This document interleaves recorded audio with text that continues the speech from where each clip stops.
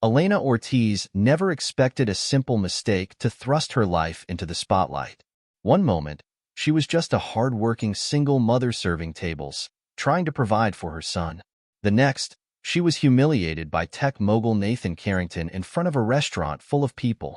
Captured on video, the world watches her suffering, but when Nathan offers a financial settlement to smooth things over, Elena refuses. Determined to reclaim her dignity, Elena steps into Nathan's world, only to uncover a side of him she never expected, haunted by guilt and tragedy. As their lives become entangled, a shocking connection between Elena and Nathan's deceased brother, Daniel, comes to light, forcing her to confront the deepest fears and secrets she's been running from. Now, Elena faces an impossible choice: accept a fortune that could change her life forever or preserve the self-worth she's fought so hard to protect. In a story of forgiveness, healing, and redemption, The Price of Dignity shows us that even the smallest acts of courage can change everything. For Elena and Nathan, the journey to reclaim their souls begins with a single act of grace. Elena wiped her brow, adjusting the knot in her apron as the dinner rush poured into the restaurant. She glanced around the upscale dining room, her nerves jangling as she juggled orders from tables filled with well-dressed patrons. The soft hum of classical music did little to ease her tension as she moved between tables, balancing trays filled with expensive dishes. "Table 6 needs more water," her manager called over the din of the kitchen. Elena nodded, grabbed a pitcher, and weaved her way through the maze of tables. Table 6 was her most challenging. Nathan Carrington sat there, surrounded by his associates, all of them laughing, their conversation loud enough to echo through the room. Nathan barely glanced up as Elena approached with the pitcher, his eyes glued to his phone. His designer suit, perfectly pressed, gave off an air of untouchable wealth. Elena carefully poured water into the first glass, her hands steady until one of the men cracked a joke, making her laugh nervously. Her grip slipped for a fraction of a second. The glass tipped over. Cold water splashed across the pristine white tablecloth, soaking the sleeve of Nathan's expensive suit. The entire table froze. Elena's breath caught in her throat. Nathan slowly stood, his movements calculated, as if every gesture was designed to intimidate.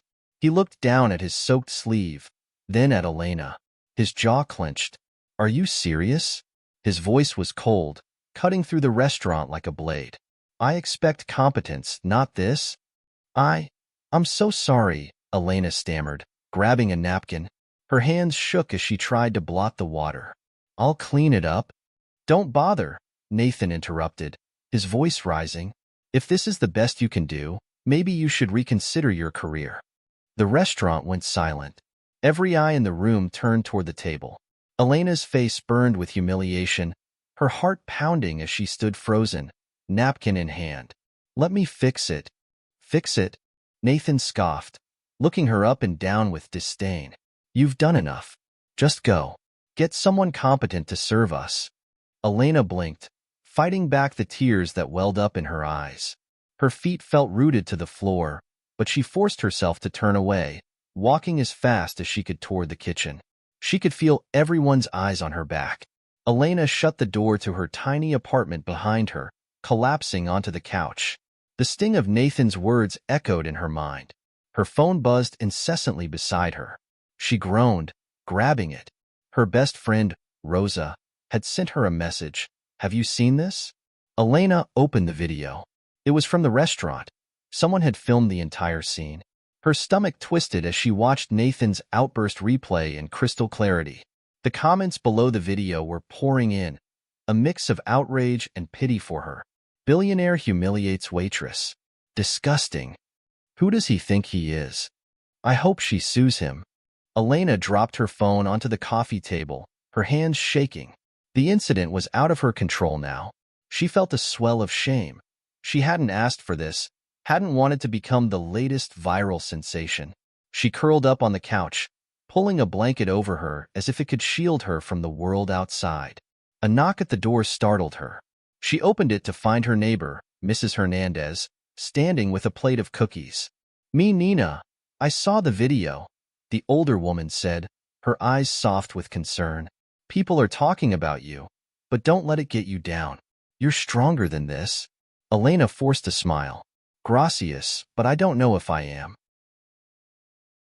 Mrs. Hernandez patted her arm. You've been through worse. Just remember, people are watching now. They'll want to help. 2 days later, Elena sat in her apartment, staring at an email on her phone. It was from Nathan Carrington's public relations team, offering her a meeting and a substantial settlement to smooth things over. Elena's fingers hovered over the screen, uncertainty gnawing at her. The amount they were offering would solve a lot of her problems. She could finally pay off Mateo's medical bills, maybe even save a little for his future. But accepting it felt wrong, like selling her dignity for a price. Rosa called her that evening. You should take it, Elena, she urged. Think about Mateo. I am thinking about him, Elena replied, frustration creeping into her voice. But I don't want to teach him that we have to take what's handed to us, no matter how humiliating. You could at least meet him, Rosa suggested. Hear him out. Maybe there's more to this. Elena sighed. Maybe. The next morning, Elena found herself standing at the gates of Nathan's mansion, feeling out of place and out of her depth. The towering iron gates slowly opened, and she walked up the long driveway, her heart pounding. The mansion loomed before her, sleek and cold, its modern architecture as intimidating as the man she was about to meet.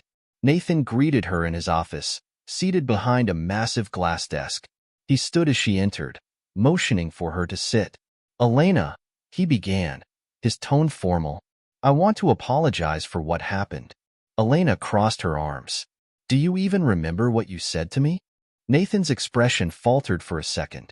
I was under a lot of stress that night. It was uncalled for. Uncalled for? Elena echoed. You humiliated me in front of the entire restaurant. Nathan's eyes met hers, and for a brief moment, she saw something. Was it guilt? I know, he said quietly, and I'm trying to make it right. That's why I'm offering you a settlement. Elena shook her head. It's not about the money. It's about respect. You think throwing money at me will fix what you did? Nathan sat back, his face tight. I'm trying to make amends.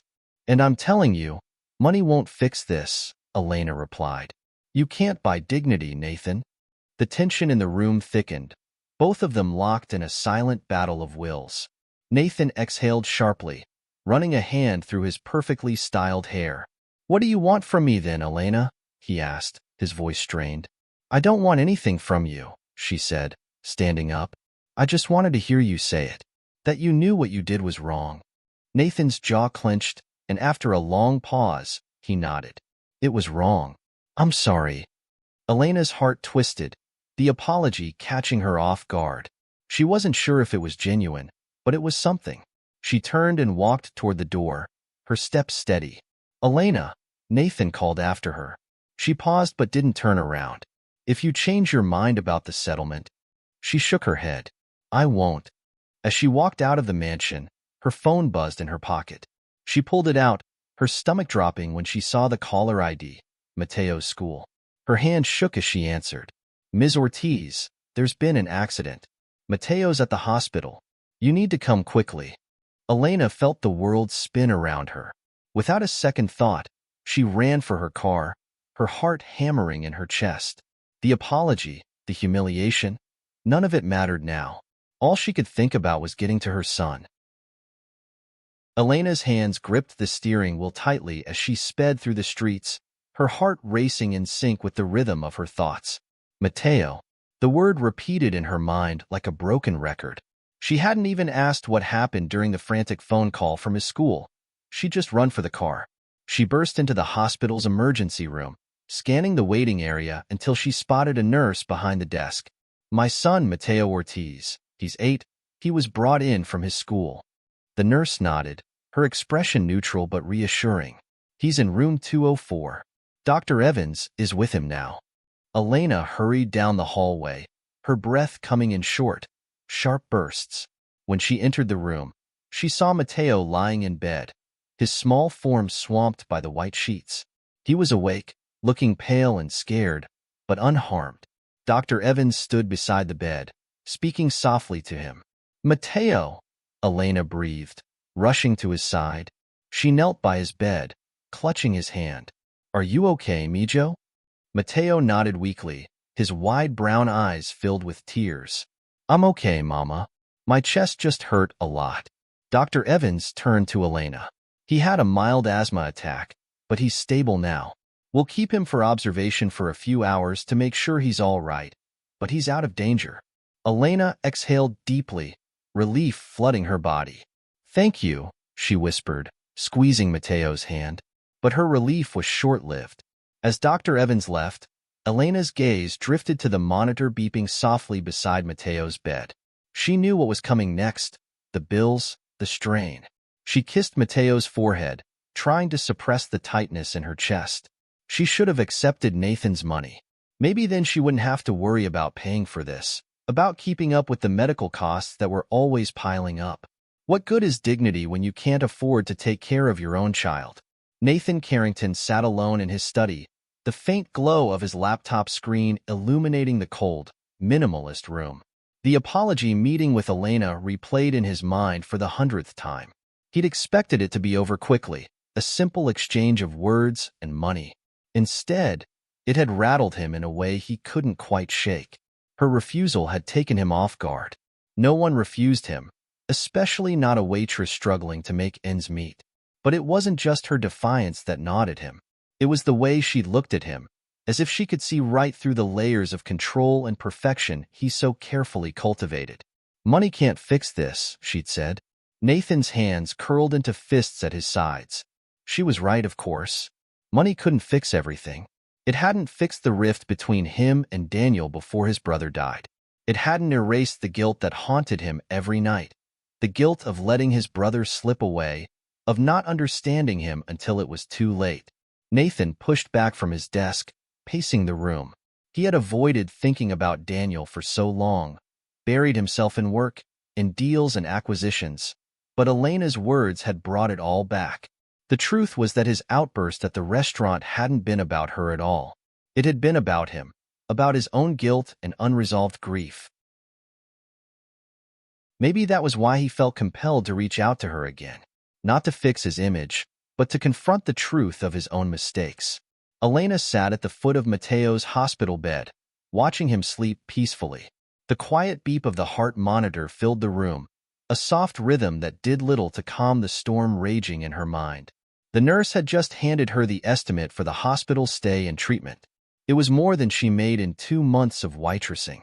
She bit her lip, tears stinging the corners of her eyes. Mateo needed new inhalers, checkups, things she simply couldn't afford. Her pride had kept her going this far, but now, staring at the mounting medical bills, she wasn't sure it was enough. A soft knock at the door interrupted her thoughts. Rosa stepped in, her expression a mix of sympathy and worry. "How's Mateo?" Rosa asked, crossing the room to hug Elena. "He's fine. He had an asthma attack, but the doctors say he'll be okay," Elena replied, her voice tight. She took a deep breath, trying to push down the weight in her chest. "But Rosa, I don't know how I'm going to pay for all this." Rosa looked at her with concern. "Elena, maybe it's time to reconsider. The money Nathan offered, it could help. It could make things easier for you and Mateo." Elena's jaw clenched, a wave of frustration washing over her. "You think I haven't thought about that? I don't want to take his money and feel like I've sold my dignity." Rosa knelt beside her, her voice gentle. "It's not about selling your dignity. It's about doing what's best for your son. Sometimes, we have to make compromises, even when it hurts." Elena looked down at her hands, her heart heavy with the weight of Rosa's words. Was her pride worth risking Mateo's well-being?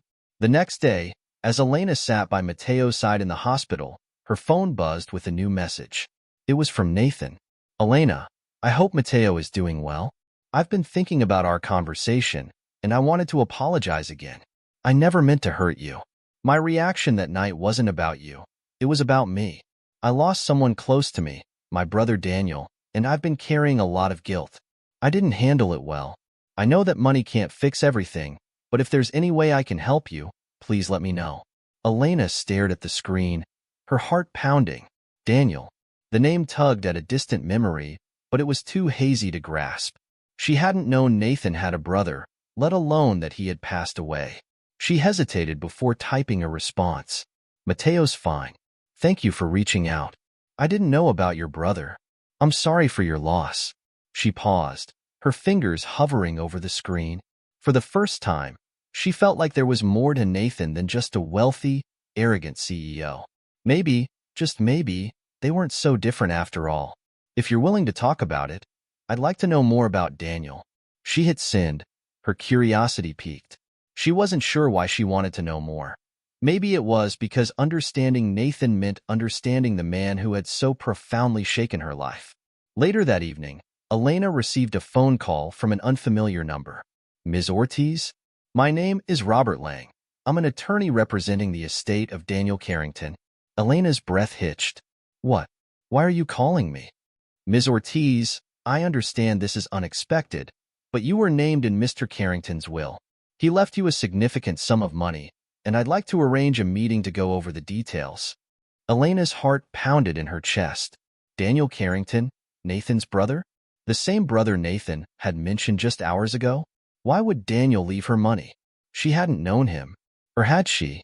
I don't understand," Elena stammered. "There must be some mistake." "No mistake, Ms. Ortiz," the lawyer replied. "Daniel Carrington was very clear in his wishes. He wanted you to have this." Elena's mind raced. She thought back to Nathan's message, to the vague memory of a kind stranger from years ago, a man who had helped her when she was at her lowest. Could that have been Daniel? But why wouldn't he have told her who he was? As she ended the call, the questions swirled around her, too many to answer at once. But one thing was clear. This inheritance could change everything. It could save Mateo. It could ease the financial burden she'd carried for so long. But accepting it meant confronting a past she didn't fully understand, and once again, choosing between her pride and the well-being of her son. Elena looked at Mateo, sleeping peacefully in his hospital bed. She knew what she had to do. Elena sat in the lawyer's office, her fingers gripping the armrest of the chair, as if to steady herself against the waves of confusion crashing through her mind. The office was starkly modern, with gleaming mahogany furniture and shelves lined with law books. Across from her, Robert Lang, a silver-haired man in an immaculate suit, adjusted his glasses and glanced at the paperwork in front of him. "Ms. Ortiz, I understand this must come as a surprise," Lang began, his voice calm but direct. "But Mr. Daniel Carrington named you as a beneficiary in his will. He left a substantial sum of money for you and your son."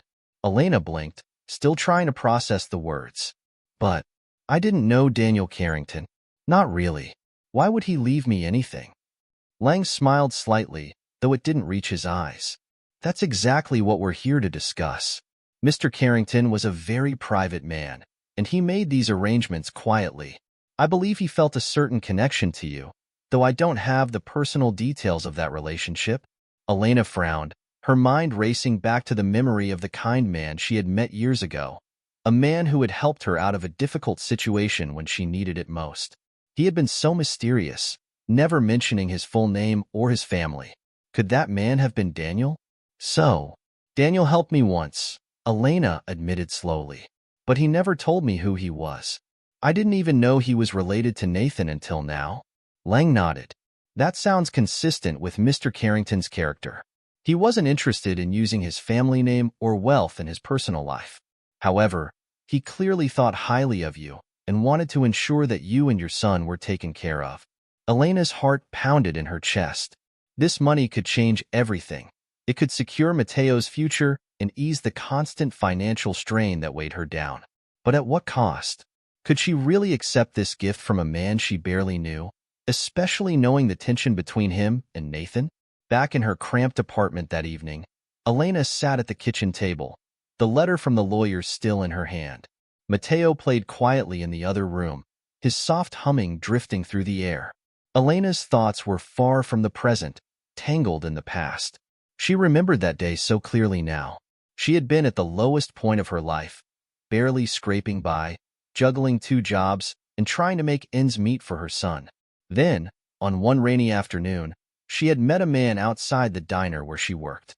He He was soaked through, looking like he had just wandered in from a storm, and yet there was something calm and comforting about him.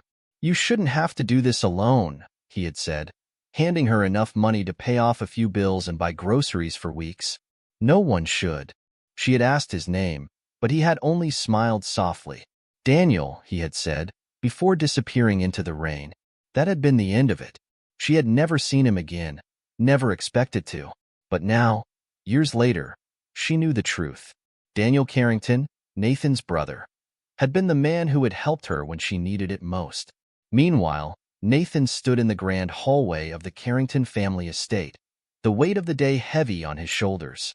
His mother, Linda, sat in the parlor, her sharp eyes watching him as he paced back and forth. "You're thinking about Daniel again," she said, her voice soft but filled with the kind of authority that came from years of being in control.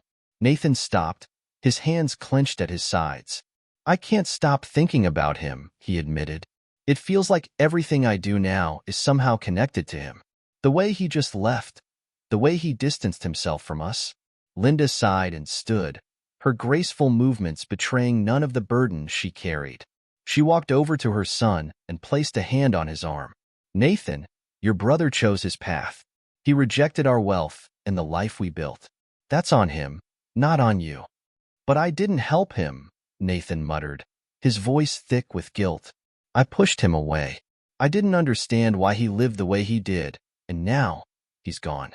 And I'm left picking up the pieces." Linda's eyes softened, and for the first time in years, there was a flicker of vulnerability in her gaze. "I miss him too, Nathan. But you can't carry that burden alone. Daniel made his choices."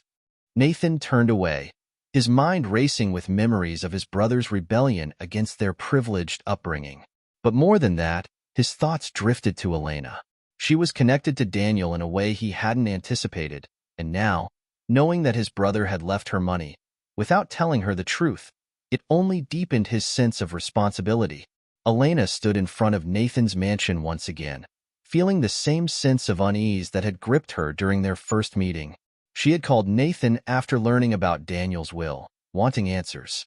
Now, she wasn't sure she wanted to be here. Nathan opened the door himself this time, a far cry from their first meeting. His expression was tired, but there was a hint of something softer in his eyes.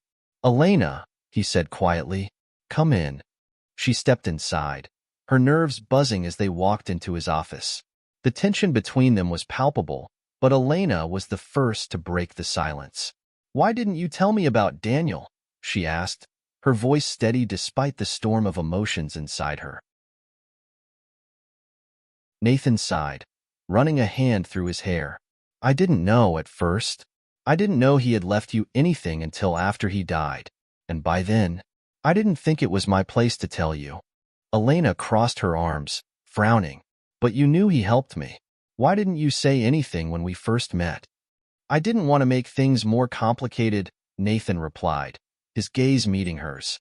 "Daniel's life was his own, and he didn't want to be connected to our family. He made that clear." Elena shook her head, feeling the weight of his words. "It's not just about the money, Nathan. Daniel helped me when no one else did. I didn't even know who he really was, and now, I don't know how to feel about all of this." Nathan stepped closer, his expression earnest. "I know it's a lot to process, but Daniel left that money for you and Mateo because he believed in you. He saw your strength. And maybe, in a way, it was his way of making amends for the life he chose to leave behind." Elena swallowed hard, her emotions swirling. She didn't know if she could accept this, accept Daniel's money, accept the connection to a family she barely knew. But deep down, she knew that this was about more than just the inheritance. It was about understanding the man who had helped her and finding a way to reconcile the past with the present. Later that evening, as Elena sat with Mateo in their small living room, she noticed his breathing seemed more labored than usual. The sound of his shallow breaths sent a chill down her spine, and her heart clenched in fear. "Mateo, are you okay?" she asked, kneeling beside him. He nodded weakly but winced as he tried to catch his breath. Elena didn't hesitate. She grabbed his inhaler and gave it to him, praying it would help. But as the minutes ticked by and his breathing didn't improve, panic gripped her. She scooped him up and rushed to the hospital, her heart racing in time with her footsteps. By the time they arrived, Matteo was wheezing, his little body struggling for air. The doctors took him in immediately, and Elena could only pace the waiting room, her hands trembling. After what felt like hours, Dr. Evans approached her, his expression serious. "Ms. Ortiz, Matteo's condition is worsening. We're going to need to keep him here for further treatment." Elena's heart dropped, her world spinning. She couldn't afford this. She couldn't bear to see her son suffer like this. And as the reality of the situation hit her, she knew she had to make a decision. Daniel's money could save Matteo. It could provide the care he desperately needed. But accepting it meant accepting a connection to the Carringtons, a world she had always fought to stay out of. With tears in her eyes, Elena made the choice she had been dreading. She would have to accept Daniel's inheritance. For Matteo. Elena sat at the kitchen table, staring at the paperwork the lawyer had left with her. It felt surreal. Numbers so large she couldn't fathom what they meant. The inheritance Daniel had left her could pay for Matteo's medical bills, get them out of debt, even provide for his future education. But the weight of guilt hung over her like a cloud. "This feels wrong," she murmured aloud, tapping the papers with her fingers.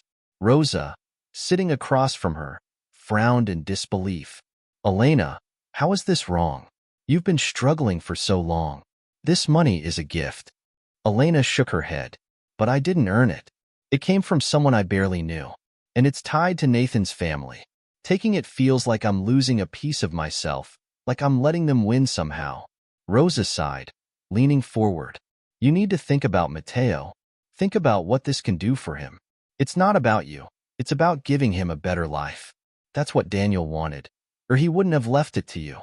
Elena looked down, her heart heavy. She knew Rosa was right. Matteo's well-being had to come first. Still, the idea of taking Daniel's money gnawed at her, as if accepting it would mean she had failed at being strong, at standing on her own. Finally, she picked up the pen. "For Matteo," she whispered, signing her name on the dotted line. The next day, Elena found herself standing outside Nathan's mansion again, her nerves a tangled mess. She had called Nathan after signing the papers, agreeing to meet him and talk. Part of her still couldn't believe she had accepted Daniel's inheritance, and she knew that confronting Nathan was part of coming to terms with it. When Nathan opened the door, his expression was softer than she had seen before, almost vulnerable. "Thank you for coming," he said, stepping aside to let her in. Elena nodded, walking past him into the cold, sleek interior of his home. "I signed the papers," she said quietly. "I accepted Daniel's money." Nathan exhaled, looking relieved. "I'm glad you did. I know how hard that must have been for you." "I didn't do it for me," Elena said, her voice steady. "I did it for Matteo. But I need you to understand something. I'm not taking this because I need saving. I'm doing it because my son needs help. I don't want your pity." Nathan shook his head. "This isn't about pity, Elena. It's about giving you and Matteo the chance to have something better. Daniel would have wanted that." Elena's eyes softened, though she still felt the sting of pride in her chest. "You keep saying what Daniel would have wanted, but what about you? What do you want out of all this?" Nathan hesitated, the question clearly hitting closer than expected. "I want to make things right," he said finally, his voice low. "I want to help where I can, because I've spent too much of my life not doing enough. For Daniel. For anyone." Later that evening, Nathan invited Elena to join him for dinner, and for the first time, she met Linda Carrington in person. Nathan's mother was composed and regal, her sharp blue eyes studying Elena with a mix of curiosity and something else, guilt, perhaps. "Thank you for coming," Linda said, her voice soft but formal. "Nathan has told me a lot about you." Elena nodded politely. "It's nice to meet you." They sat in silence for a few moments, the weight of the conversation heavy between them, until Linda finally spoke again, her voice tinged with sorrow. "You knew Daniel, didn't you? He spoke about you once. He admired your strength." Elena blinked in surprise. "He did." Linda nodded, her expression softening. "Daniel always admired people who could live with dignity, despite hardship. I think that's why he left you the money. He saw something in you that reminded him of what he wished he could have been. Elena's heart clenched at Linda's words, her feelings of guilt mixing with a new wave of understanding. But why didn't he ever tell me who he really was? Daniel rejected everything about our family, Linda explained quietly. He didn't want our wealth, our privilege. He thought it made him weak. So, he lived his life away from us, choosing a path that was harder but, in his eyes, purer. Elena felt a lump form in her throat. Daniel had seen her struggles and had chosen to help her, even when he had nothing to gain. And now, accepting his money felt like both a gift and a burden. As the evening wore on, the conversation between Elena and Nathan flowed more easily. There was a new understanding between them, a shared sense of guilt, loss, and the weight of responsibility. After dinner, they sat together in Nathan's study, sipping coffee and talking about their lives. Elena found herself opening up more than she expected.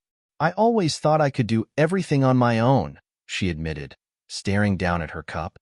"My whole life, I fought to stay independent, to prove that I didn't need anyone's help. But now, I'm realizing that maybe that's not always the best way." Nathan nodded slowly, his eyes thoughtful. "I know what you mean.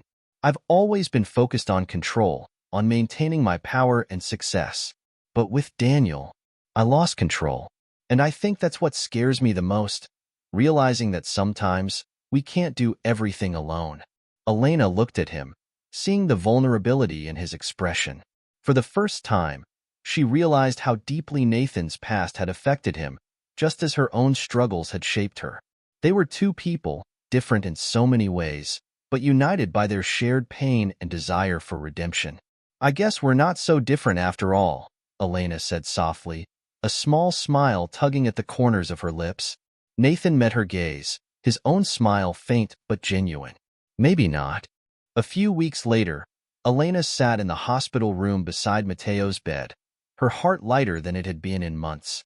The doctors had just finished examining him, and the news was good. His health was improving, and the treatments had been successful. Mateo smiled up at her, his small hand reaching for hers. "I feel better, Mama." Elena's eyes filled with tears as she squeezed his hand. "I'm so glad, Mijo. You're going to be just fine." As she sat there, holding Mateo's hand, Elena thought about everything that had happened. The humiliation at the restaurant, the viral fallout, meeting Nathan, and discovering Daniel's secret. It had been a whirlwind of emotions, but now, sitting beside her healthy son, she knew she had made the right choice. Taking Daniel's money hadn't been about pride or independence. It had been about love, about doing whatever it took to give her son a better life. And for the first time in a long time, Elena felt a sense of peace. She looked at Mateo, his face bright with energy, and smiled. "We're going to be okay," she whispered. "We're going to be more than okay." Nathan sat in his office, staring out at the sprawling garden beyond the glass windows. The setting sun cast long shadows, bathing the room in a golden hue. Elena sat across from him, her arms crossed, her expression guarded. They had come to a point where silence spoke louder than words. "Why didn't you tell me everything about Daniel from the start?" Elena asked, her voice calm but edged with the tension of their unresolved conversations. Nathan sighed, leaning back in his chair, his face marked with the weariness of guilt. "Because I didn't know how. I didn't think you'd understand, or that you'd even care." Elena raised an eyebrow. "I've been drawn into all of this. I've accepted Daniel's money because I had to, but now I'm left wondering why he chose me. What aren't you telling me, Nathan?" Nathan rubbed his temple, the weight of his past bearing down on him. "Daniel and I, we weren't close. We had an argument, a big one, not long before he died. I said things I can never take back. He left, and I never got the chance to apologize. That's the truth." Elena's eyes softened, seeing the pain Nathan was trying to hide. "What was the fight about?" Nathan paused, his voice low. "About his choices. He didn't want anything to do with the family or the wealth. I couldn't understand why he wanted to live like he did, scraping by when he had access to so much more. I accused him of abandoning us." Elena exhaled slowly, understanding washing over her. "So when you saw me, struggling to make ends meet like he did. It triggered something in you. Nathan nodded, looking down at his hands. Exactly. I wasn't angry at you, Elena. I was angry at myself, at the mistakes I made with him. The next day, Elena found herself pacing her apartment. Mateo was asleep in his room, and the house was quiet, save for the hum of the refrigerator. But Elena's mind was anything but calm. Since her last conversation with Nathan, a new fear had crept into her thoughts, a fear that her reliance on Daniel's inheritance and Nathan's growing involvement in their lives was pulling her further into a world she didn't belong to. She didn't want to lose herself in their wealth and privilege. She had fought so hard to maintain her independence, her sense of dignity, and now, with every passing day, she felt that slipping away. Accepting help didn't come easily to her, and the more she leaned on Nathan's support, the more she feared becoming dependent on him. Rosa stopped by that afternoon, sensing Elena's unease. You look like you've been up all night. What's going on? Elena bit her lip, trying to find the right words. I'm scared, Rosa. I've taken Daniel's money. I've let Nathan into my life, but I don't know where it ends. I don't want to lose who I am. What if this changes me? What if I become someone who always relies on their help? Rosa sighed, sitting down on the worn-out couch beside her. Elena, you're not going to lose yourself. You've been fighting your whole life. Taking help when you need it doesn't make you weak. It doesn't change who you are. But it feels like it does, Elena whispered. I don't want to be tied to them, to their world. I've always been proud of standing on my own 2 feet. Rosa smiled softly. You're still standing. You haven't changed, Elena. You're doing what's best for Mateo, and that's what matters. No one expects you to do everything alone. Elena leaned back against the couch, her mind still racing. She knew Rosa was right, but the fear lingered, gnawing at her. She had to find a way to balance accepting help without losing her sense of self. A few days later, Linda Carrington knocked on Elena's door.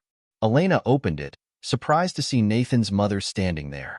Linda smiled warmly, though there was an air of seriousness in her posture. May I come in? She asked, her voice gentle but firm. Elena nodded and led her inside. Once they were seated at the kitchen table, Linda wasted no time getting to the heart of the matter. I know this must all be overwhelming for you, she began, but I wanted to talk to you about Daniel. There are things you should know. Elena leaned forward, her curiosity piqued. What kind of things? Linda folded her hands in her lap, her eyes reflecting years of regret. Daniel was always different from Nathan. He rejected the wealth, the privilege, but he wasn't lost. He had a vision of what he wanted in life, and it wasn't what we wanted for him.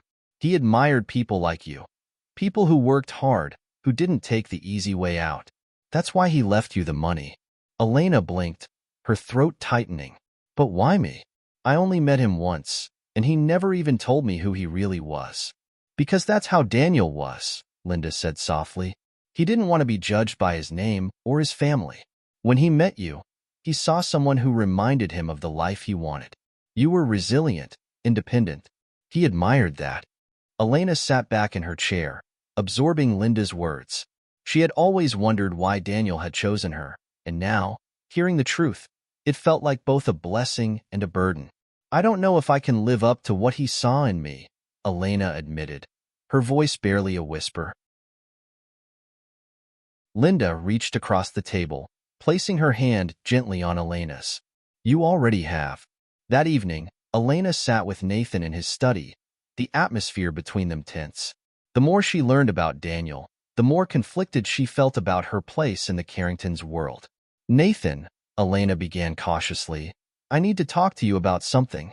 Nathan looked up from his paperwork, sensing the seriousness in her tone. What is it? I've been thinking about this whole situation, she said, trying to find the right words. About the money, about our connection, and I'm starting to wonder if I'm getting too involved in all of this. I don't want to become dependent on your family.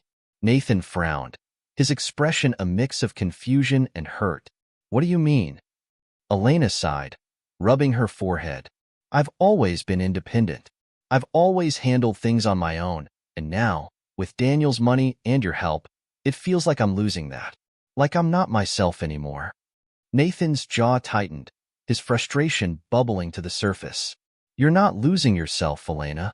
You're just allowing people to help you, and there's nothing wrong with that. But it doesn't feel right, she insisted. I'm scared that I'm becoming part of something I never wanted to be, that I'm being pulled into your world and losing control of my own. Nathan stood, pacing the room. You think I want to control you? I'm trying to help, Elena. I'm trying to make up for the mistakes I've made.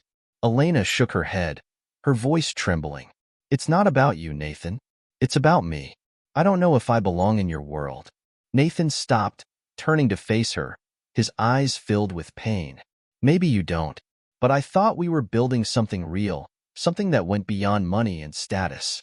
Elena looked away, her heart heavy with conflicting emotions. I don't know anymore. The argument weighed on Elena as she returned home that night. She sat on the edge of Mateo's bed, watching him sleep peacefully, his small chest rising and falling with each breath.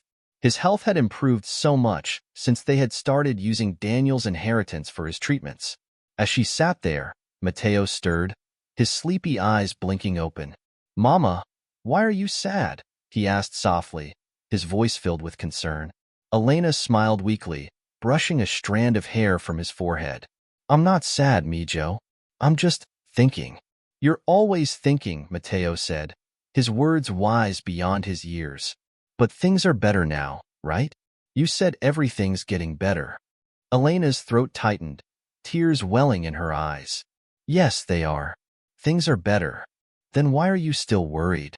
Mateo asked, his innocent question cutting straight to the heart of Elena's internal struggle. Elena sighed, leaning down to kiss his forehead. Because sometimes, even when things get better, it's hard to let go of old fears. Mateo reached up, hugging her tightly. You don't have to worry, Mama. You're strong. Elena closed her eyes, holding him close. In that moment, she realized something important. She had been so focused on maintaining her independence, her pride, that she had forgotten the most important thing. She wasn't alone anymore. She had people who cared about her, who wanted to help. And maybe, just maybe, it was time to let them. Elena stood outside Daniel Carrington's grave, her breath visible in the crisp morning air. The cemetery was quiet, the only sound the rustle of leaves in the wind. She had never imagined herself standing here, facing the man who had quietly changed her life without her even knowing. The man who had believed in her strength when she had doubted herself. The guilt that had weighed on her heart since accepting Daniel's inheritance felt heavier today. She knelt down, tracing her fingers over his name etched into the marble. Her mind swirled with thoughts of the past months, of the way her life had changed since that fateful day at the restaurant. I'm sorry, she whispered, her voice catching in the cool breeze. I didn't know what to think when I found out, but I want to thank you. You didn't have to help me, but you did. And because of that, Mateo is healthy, and I'm finding my way. She stood, exhaling slowly, letting go of the guilt she had carried for so long. Accepting Daniel's money wasn't a betrayal of her dignity. It was an acknowledgement of the fact that sometimes help was necessary, and it didn't make her weak to accept it. Daniel had seen her struggle and had chosen to make her life a little easier, just as she now chose to accept his help with grace.